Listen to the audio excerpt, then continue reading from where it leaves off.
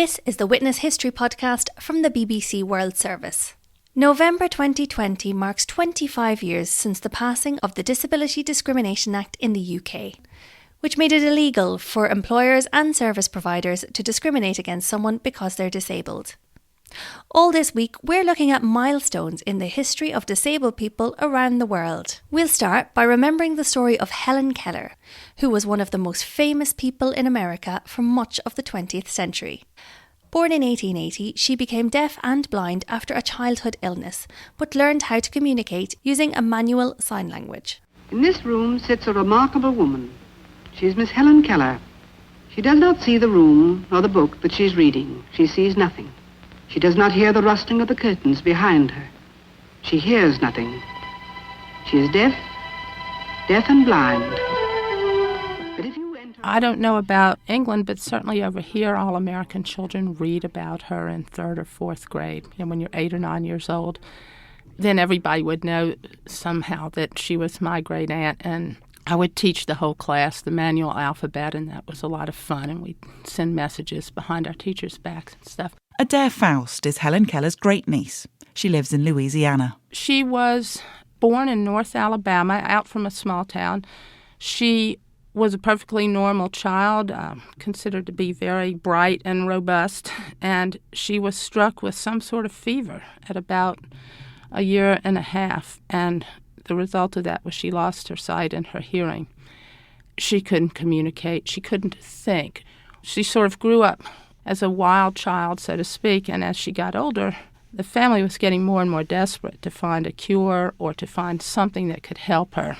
And finally, the Perkins Institute for the Blind sent down a young girl to try to teach her. Her name was Annie Sullivan, and she began to spell words into Helen's hand and finally had a breakthrough where Helen realized there was such a thing as language. Helen's breakthrough moment came at a water pump when she made the connection between the shapes that Annie was pressing into her hand and the world outside. Annie takes her out to the pump, and Helen is pumping water into the pitcher, and Annie is spelling pump and water and pitcher and everything. And it was like this dramatic moment of the light dawning and understanding all of a sudden what all this spelling was about, what was going on.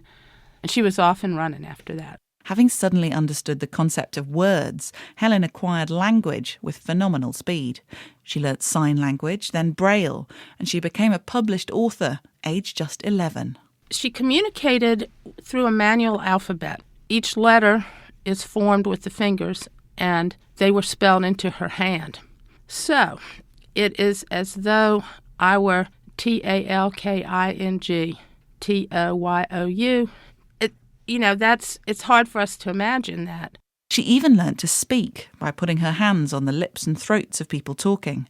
But she never learnt to speak as clearly as she'd hoped, as Helen herself explained in the 1954 film Hellen Keller in Her Story, with the help of her later companion Polly Thompson, who took over after Annie Sullivan's death. It is not blindness or deafness that brings me my dearest hours. It is not blindness or deafness that bring me my darkest hours. It is the acute disappointment in not being able to speak normally. It is the acute disappointment in not being able to speak normally. Like a number of people who can't hear themselves speak, it's got a tonal quality to it that's a little different from a voice, where someone can hear. But I remember her speaking to me, and it was kind of hard to understand. But in spite of her difficulty speaking, Hellen Keller became a celebrity and an inspiration to millions of people around the world, blind and otherwise. She graduated from college and she wrote several books, uplifting tales of her own life and the world around her. She met 12 US presidents and became friends with everyone from Mark Twain to Charlie Chaplin.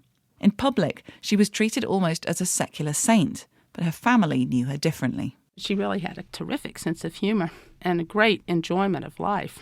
She loved good food. She loved fine clothes. She liked, in her older age, she really liked hot dogs with mustard.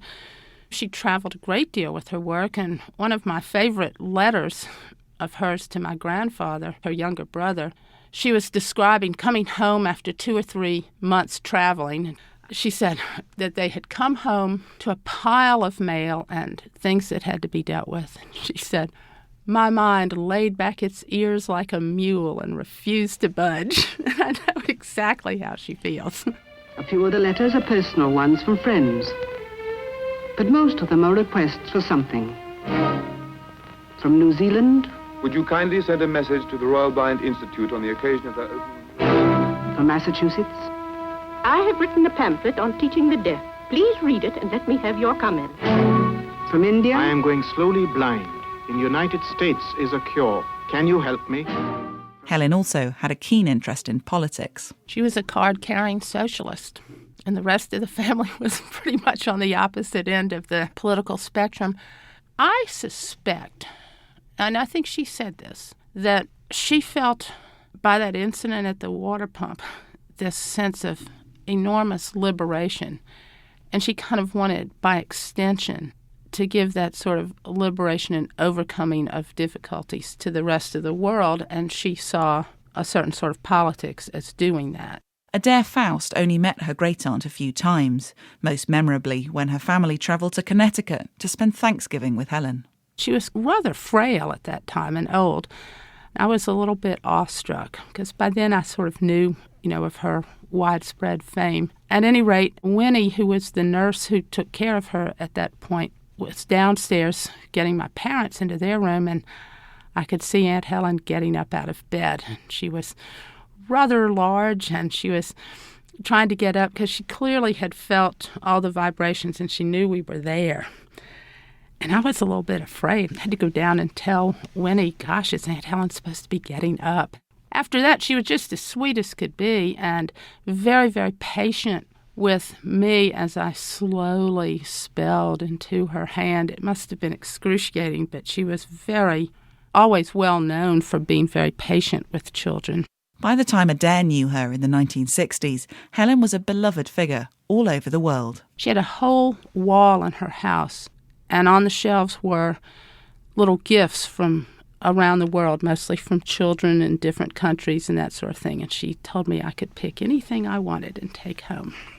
And what did you pick? Well, I wanted to pick a little bust of Nefertiti, but my mother said it was too valuable. She wouldn't let me take it, so I picked a little Scotty dog that had been given to her from the children of Scotland.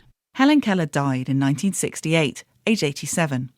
But her legacy as an activist for disability rights and as a source of inspiration to many has outlived her. Once she overcame those barriers, they were really knocked down. There may have been still some barriers to communication in a social sense, but in general, I think she felt like there weren't any barriers to what she could think and what she could express. That was Adair Faust, who spoke to Lucy Burns about her great-aunt Hellen Keller for Witness History in 2015. And in tomorrow's programme, we'll be looking back at the infamous Invacar. Small, blue and rather unstable, the tiny car for disabled people was a common sight on British roads for decades. I'm Emma Tracy, and if you're interested in more disability stories, historic or otherwise, check out the BBC Ouch podcast. It's where disabled people chat about life from our perspective. We've got episodes about everything from loneliness to dating, and you can, of course, find us on BBC Sounds.